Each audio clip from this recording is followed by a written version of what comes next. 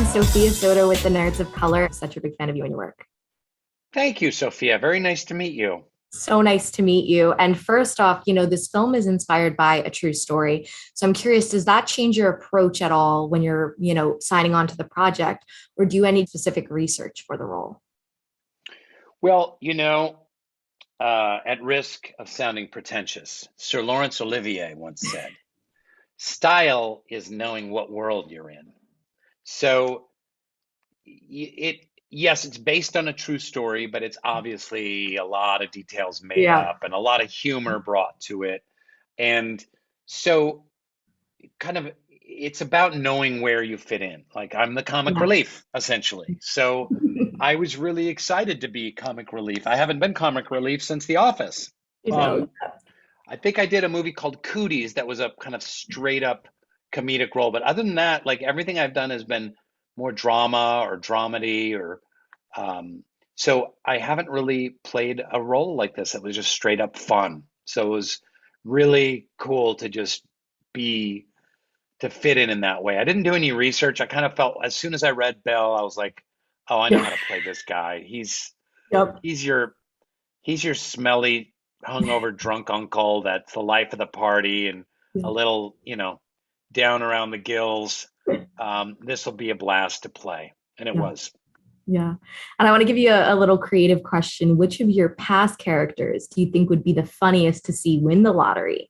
And what would they do with the money? Well, I mean, come on. If Dwight Schrute won the lottery, that sounds like a great Office spinoff right there. If all of a sudden Dwight Schrute came into like $50 million, a paintball courses, a chain of them, he'd be making fallout shelters and all kinds of stuff. He could, join a team of mercenaries.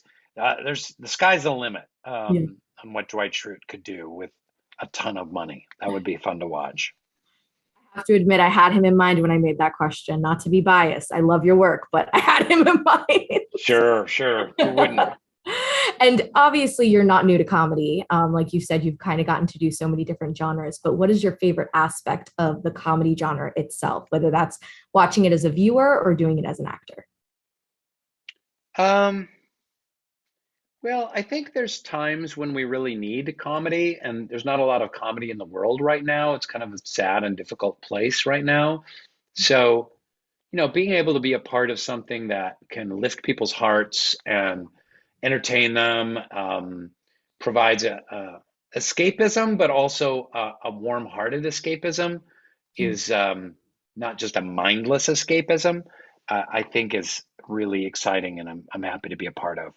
Yeah, we need more of those, especially right now. And lastly, do you have any favorite filming memories from the experience that you were like, oh, that was a special one? Just sometimes I got a little starstruck, especially with Annette Bening, because I've just loved her work from early on, Valmont and The Grifters.